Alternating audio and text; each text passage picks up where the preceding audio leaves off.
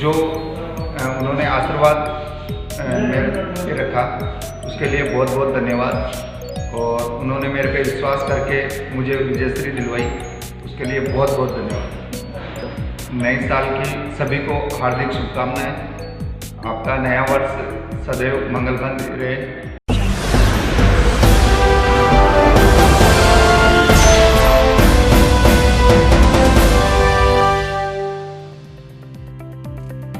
Ward number 13 panchayat समिति सदस्य BJP पिसागंज से विजयी होने पर दीपा मेघवाल की ओर से समस्त वार्ड वासियों का आभार।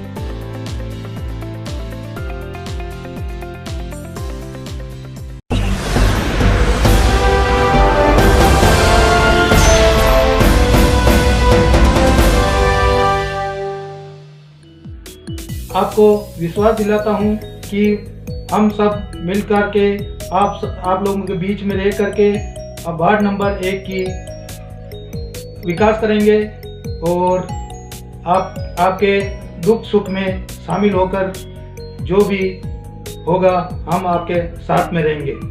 और बाकी जो मेरे ऊपर पार्टी ने, भारतीय जनता पार्टी के आला कमान ने मेरे ऊपर विश्वास करके मेरे को जो ये टिकट दिया, उसके लिए मैं खरा उतरा हूँ और मैं इनका भी आभार व्यक्त करता हूँ कि मेरे को भारतीय जनता पार्टी ने टिकट दिया, मतदाताओं ने मत दे करके मेरे को विजय बनाया।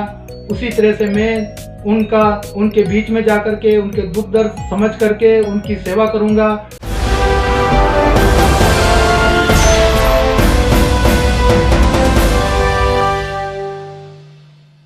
एक निजी कोऑपरेटिव सोसाइटी की ओर से ज़्यादा ब्याज का झांसा देकर 2 लाख रुपए हड़पने का मामला सामने आया है। रामगंज थाना पुलिस ने मामला दर्ज कर जांच शुरू कर दी है। रामगंज थाने के एएसआई होशियार सिंह ने बताया कि हबीबनगर निवासी हीरालाल व उनकी पत्नी सुमन ने न्यायालय के जरिए इस्तेगासे से रिपोर्ट देकर बताया कि रामगंज चुंगी के पास उम्मीद क्रेडिट कोऑपरेटिव सोसाइटी का कार्यालय था। यहाँ से दिनेश नाम का एक व्यक्ति उनसे आकर मिला और उसकी जमा रकम पर अच्छा ब्याज देने की बात कही। इस पर उन्होंने 2012 में 150 रुपये रोज और 11,500 रुपये वार्षिक किस्त शुरू की। 5 साल बाद 2017 में ब्याज सहित राशि लौटाने की बात थी, लेकिन बाद में राशि नहीं लौटाई गई। इस मामले में 4 लोगों के खिलाफ मामला दर्ज हुआ है, जिसमें उम्मीद क्रेडिट सोसाइटी शाखा प्रबंधक राम सिंह, सहायक प्रबंधक दिनेश आदि के खिलाफ धोखाधड़ी कर करीब 2 लाख रुपए हड़पने के आरोप में मामला दर्ज किया गया है।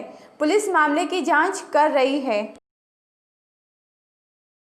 इसमें मामला यह है कि 2012 के अंदर उम्मीद क्रेडिट कंपनी के नाम से कोई कार्यालय था चुंगी पे, जो अभी वर्तमान में इस नाम से कोई कार्यालय नहीं है।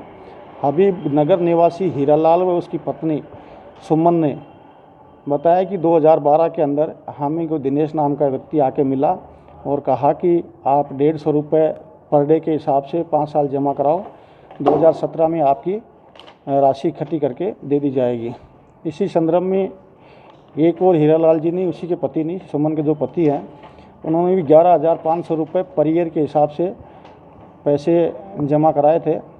2017 के अंदर एक उनकी वो किस्त पूरी होनी थी, जो उनको झांसा देते रहे। अभी इस नाम से कोई कंपनी नहीं है, इसको अभी तफ्तीश जारी है। कल प्रकरण दर्ज हुआ है। की कोठी पीली टंकी के पास लगभग 50 वर्ष पुराना प्राचीन मंदिर बना है, जो वहां के स्थानीय लोगों एवं शहर की जनता का आस्था का केंद्र है।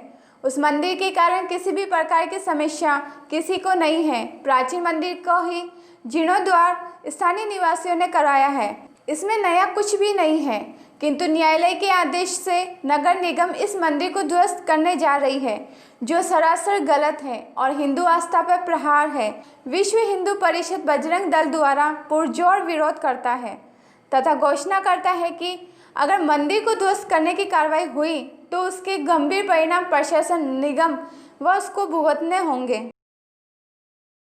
भगत की कोठी शिव मंदिर का जिस तरह प्रशासन और माननीय न्यायालय द्वारा बस एक तरह से आदेश देकर तोड़ने का जो षड्यंत्र और जिस तरह का षड्यंत्र इस तरह का षड्यंत्र किया गया है, तो हिंदू समाज इसके सख्त खिलाफ है।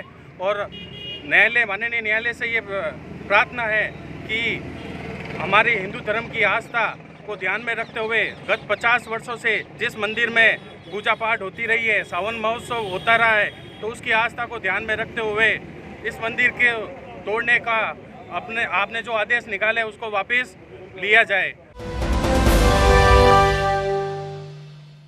समिति सदस्य बासेली के वार्ड 19 से भाजपा से पहली बार टिकट लेकर हंसराज वैष्णव ने विजय प्राप्त की।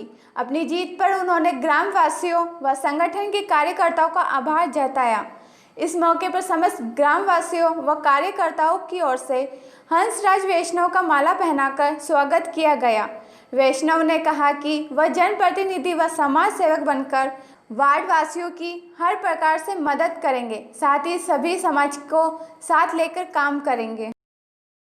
वार्ड वासियों से यही है कि जो उन्होंने आशीर्वाद मेरे पे रखा उसके लिए बहुत बहुत धन्यवाद, और उन्होंने मेरे पे विश्वास करके मुझे विजयश्री दिलवाई, उसके लिए बहुत बहुत धन्यवाद। भाजपा के प्रदेश अध्यक्ष अरुण चतुर्वेदी ने आज प्रेस वार्ता आयोजित कर पत्रकारों को बताया कि किसान बिल को लेकर जो किसान आंदोलन कर रहे हैं वह गलत है। यह बिल किसानों के हितों के लिए ही लागू किया गया है, जिसके अंतर्गत न्यूनतम समर्थन मूल्य पर किसान अपनी फसलों को बेच सकते हैं। इस बिल की आड़ को लेकर कुछ असामाजिक तत्व अराजकता फैला रहे हैं। उन्होंने गहलोत सरकार को भी इस बिल का विरोध करने पर निशाना साधा है। आज केंद्र सरकार लगातार बातचीत के आधार पर जो वाद मुद्दों को एक एक कर समाधान कर रही है, लेकिन कुछ निहित स्वार्थों के आधार पर कुछ तत्व ऐसे इस किसान आंदोलन के साथ जुड़े हैं जिन्होंने अड़कर के केवल किसानों के इस बिलों को वापस लिया जाए, इन कानूनों को, इस मांग के ऊपर अड़े हुए हैं। देश भर का किसान साथ है। मैं कहूँगा कि आज जहाँ किसानों ने एक स्वच्छ हिसाब के अपने आंदोलन को चला रखा है, वहीं कुछ अराजक तत्व इस किसान आंदोलन में घुसे हैं। कुछ अराष्ट्रीय बातों की आवाज़ें भी इसमें से निकलने लगी हैं जो इस पूरे आंदोलन को अपने हिसाब से डिरेल करने का प्रयास कर रहे हैं, कहीं ना कहीं इस आंदोलन को बदनाम करने का प्रयास कर रहे हैं। मेरे किसानों से आग्रह है कि पूरी सदाशयता के साथ सरकार के साथ बात करके मुद्दों के ऊपर चर्चा करें और समाधान के बाद लौटने का काम करें। केंद्र सरकार लगातार समाधान की दिशा में बढ़ रही है।